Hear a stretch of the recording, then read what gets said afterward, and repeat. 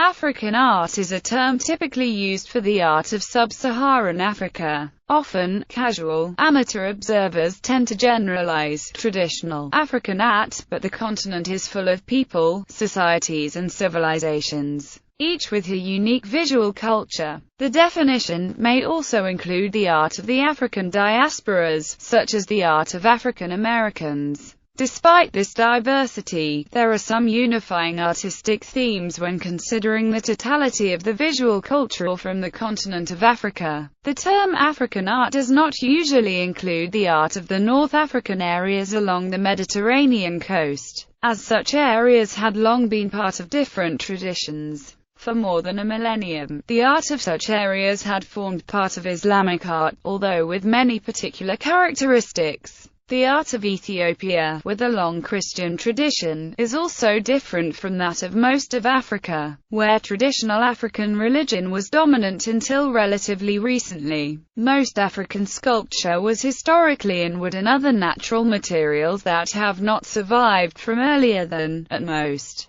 a few centuries ago. Older pottery figures can be found from a number of areas. Masks are important elements in the art of many peoples, along with human figures, often highly stylized. There is a vast variety of styles, often varying within the same context of origin depending on the use of the object. But wide regional trends are apparent. Sculpture is most common among groups of settled cultivators in the areas drained by the Niger and Congo rivers in West Africa. Direct images of deities are relatively infrequent, but masks in particular are or were often made for religious ceremonies. Today many are made for tourists' airport art. African masks were an influence on European modernist art, which was inspired by their lack of concern for naturalistic depiction. Since the late 19th century there has been an increasing amount of African art in Western collections, the finest pieces of which are now prominently displayed. Later West African cultures developed bronze casting for reliefs, like the famous Benin bronzes, to decorate palaces and for highly naturalistic royal heads from around the Yoruba town of Ife, in terracotta as well as metal. From the 12th–14th centuries, Arkan gold weights are a form of small metal sculptures produced over the period 1400 to 1900. Some apparently represent proverbs, contributing a narrative element rare in African sculpture, and royal regalia included impressive gold sculptured elements. Many West African figures are used in religious rituals and are often coated with materials placed on them for ceremonial offerings. The Mande-speaking peoples of the same region make pieces from wood with broad, flat surfaces and arms and legs shaped like cylinders. In Central Africa, however, the main distinguishing characteristics include heart-shaped faces that are curved inward and display patterns of circles and dots. Eastern Africans, in many areas shorter of large timber to carve, are known for tinga-tinga paintings and makonde sculptures. There is also tradition of producing textile art. The culture from Great Zimbabwe left more impressive buildings than sculpture, but the 8 soapstone Zimbabwe birds appear to have had a special significance and were presumably mounted on monoliths. Modern Zimbabwean sculptors in soapstone have achieved considerable international success.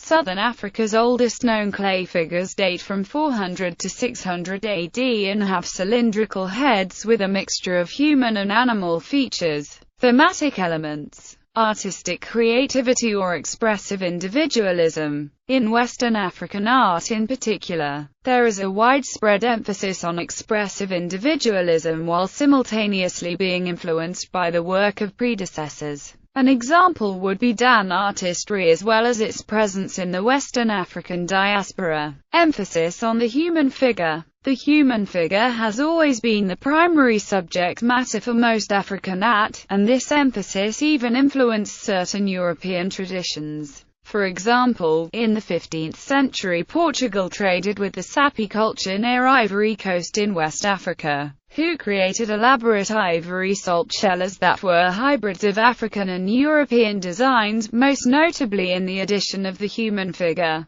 The human figure may symbolize the living or the dead, may reference chiefs, dancers, or various trades such as drummers or hunters, or even may be an anthropomorphic representation of a god or have other votive function. Another common theme is the intermorphosis of human and animal. Visual abstraction. African artworks tend to favor visual abstraction over naturalistic representation. This is because many African artworks generalize stylistic norms. Ancient Egyptian art, also usually thought of as naturalistically depictive, makes use of highly abstracted and regimented visual canons, especially in painting, as well as the use of different colors to represent the qualities and characteristics of an individual being depicted. Emphasis on sculpture. African artists tend to favor three-dimensional artworks over two-dimensional works. Even many African paintings or cloth works were meant to be experienced three-dimensionally. House paintings are often seen as a continuous design wrapped around a house,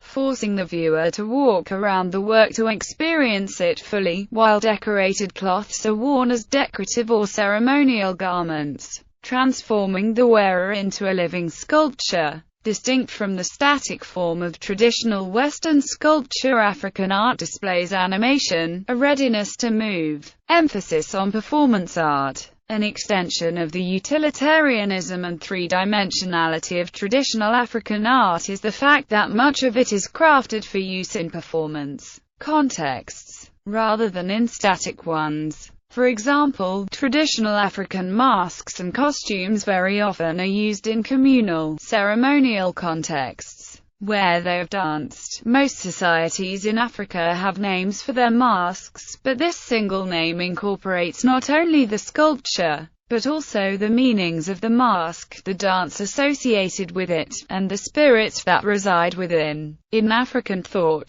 the three cannot be differentiated.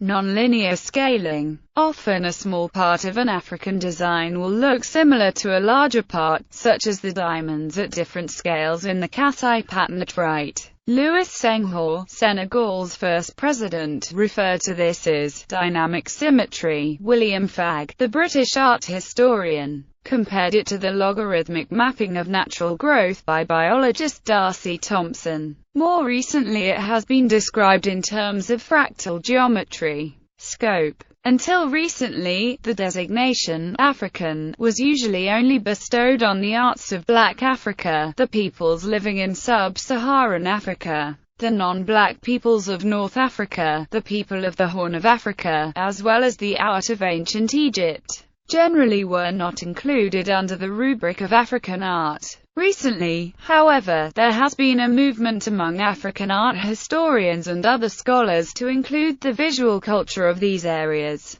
since all the cultures that produced them, in fact, are located within the geographic boundaries of the African continent. The notion is that by including all African cultures and the visual culture in African art, laypersons will gain a greater understanding of the continent's cultural diversity. Since there was often a confluence of traditional African, Islamic and Mediterranean cultures, scholars have found that drawing distinct divisions between Muslim areas, ancient Egypt, the Mediterranean and indigenous black African societies makes little sense. Finally, the arts of the people of the African diaspora, in Brazil, the Caribbean and the southeastern United States, have also begun to be included in the study of African art. The inclusion of art attributed to non-native influences serves to obfuscate the absence of indigenous artistic merit. In particular, the period prior to civilization brought to the continent from cultures with a longer history of development.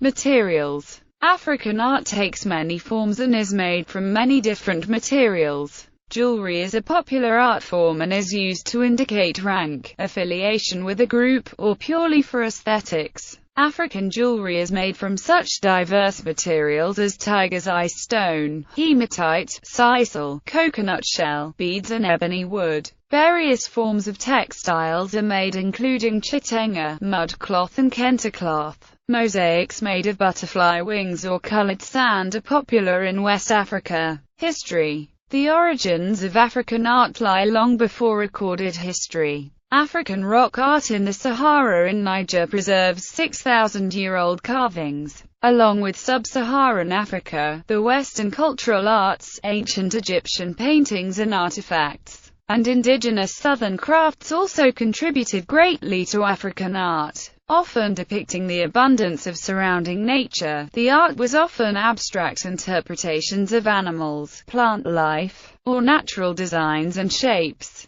The Nubian kingdom of Kush in modern Sudan was in close and often hostile contact with Egypt, and produced monumental sculpture mostly derivative of styles that did not lead to the north. In West Africa, the earliest known sculptures are from the Nok culture, which thrived between 500 BC and 500 AD in modern Nigeria, with clay figures typically with elongated bodies and angular shapes. More complex methods of producing art were developed in Sub-Saharan Africa around the 10th century. Some of the most notable advancements include the bronze work of Igbo UKW and the terracottas and metalworks of Ilife bronze and brass castings, often ornamented with ivory and precious stones, became highly prestigious in much of West Africa, sometimes being limited to the work of court artisans and identified with royalty, as with the Benin bronzes. Influence on Western art. Westerners had long misunderstood African art as primitive. The term carries with it negative connotations of underdevelopment and poverty. Colonization and the slave trade in Africa during the 19th century set up a Western understanding hinged on the belief that African art lacked technical ability due to its low socio-economic status. At the start of the 20th century, artists like Picasso, Matisse, Vincent van Gogh, Paul Gauguin and Modigliani became aware of, and inspired by, African art. In a situation where the established avant-garde was straining against the constraints imposed by serving the world of appearances, African art demonstrated the power of supremely well-organized forms, produced not only by responding to the faculty of sight, but also and often primarily, the faculty of imagination, emotion and mystical and religious experience. These artists saw in African art a formal perfection and sophistication unified with phenomenal expressive power. The study of and response to African art by artists at the beginning of the 20th century facilitated an explosion of interest in the abstraction, organization and reorganization of forms, and the exploration of emotional and psychological areas hitherto unseen in Western art. By these means, the status of visual art was changed. Art ceased to be merely and primarily aesthetic, but became also a true medium for philosophic and intellectual discourse, and hence more truly and profoundly aesthetic than ever before. Influence on Western architecture. European architecture was strongly influenced by African art. Pioneers like Antonio Santalia, Le Corbusier, Pierluigi Nervi, Theo van Doesburg and Eric Mendelssohn were also sculptors and painters. Futurist, rationalist and expressionist architecture discovered in Africa a new repertoire of proto-symbols. In a formal level, the space is now composed by single forms that do not only refer to human proportions and scale, but to its psychology. Surfaces are modeled by geometric patterns.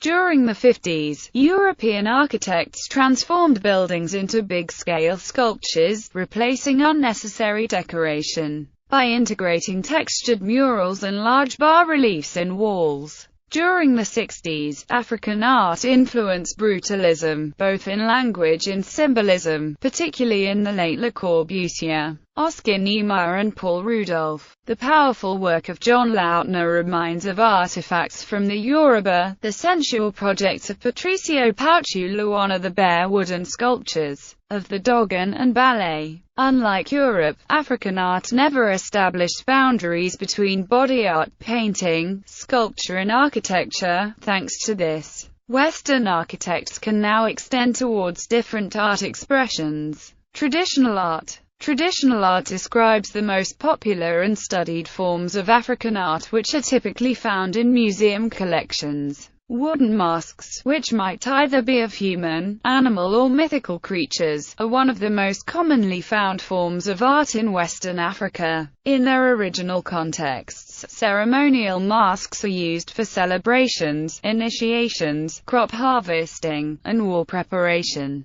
The masks are worn by a chosen or initiated dancer. During the mask ceremony, the dancer goes into deep trance, and during this state of mind he communicates with his ancestors. The masks can be worn in 3 different ways: vertically covering the face, as helmets, encasing the entire head, and as crest, resting upon the head, which was commonly covered by material as part of the disguise. African masks often represent a spirit, and it is strongly believed that the spirit of the ancestors possesses the wearer. Most African masks are made with wood, and can be decorated with ivory, animal hair, plant fibers, pigments, stones, and semi-precious gems also are included in the masks. Statues, usually of wood or ivory, are often inlaid with cowrie shells, metal studs and nails. Decorative clothing is also commonplace and comprises another large part of African art. Among the most complex of African textiles is the colorful, strip-woven kente cloth of Ghana. Boldly patterned mud cloth is another well-known technique.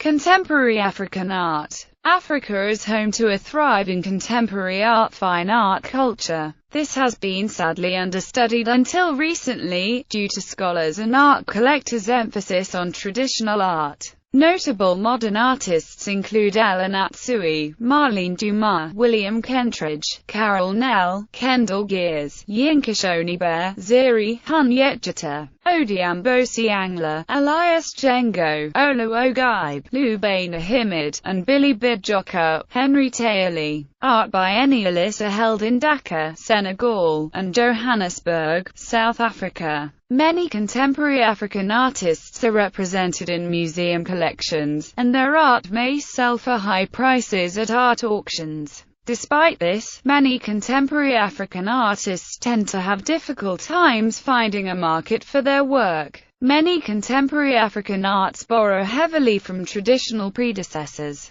Ironically, this emphasis on abstraction is seen by Westerners as an imitation of European and American Cubist and totemic artists, such as Pablo Picasso, Amadeo Modigliani and Henri Matisse, who, in the early 20th century, were heavily influenced by traditional African art. This period was critical to the evolution of Western modernism in visual arts, symbolized by Picasso's breakthrough painting, Les Demoiselles d'Avignon. Contemporary African art was pioneered in the 1950s and 1960s in South Africa by artists like Irma Stern, Cyril Freyden, Walter Batisse, and through galleries like the Goodman Gallery in Johannesburg. More recently, European galleries like the October Gallery in London and collectors such as Jean Pigozzi, Artur Walther and Gianni Biocchi in Rome have helped expand the interest in the subject. Numerous exhibitions at the Museum for African Art in New York and the African Pavilion at the 2007 Venice Biennale, which showcased the Cindy Kadokolo African collection of contemporary art, have gone a long way to countering many of the myths and prejudices that haunt contemporary African art. The appointment of Nigerian Okwa Enwezor as artistic director of Documentary 11 and his African-centered vision of art propelled the careers of countless African artists onto the international stage. A wide range of more or less traditional forms of art, or adaptations of traditional style to contemporary taste, are made for sale to tourists and others, including so-called airport art.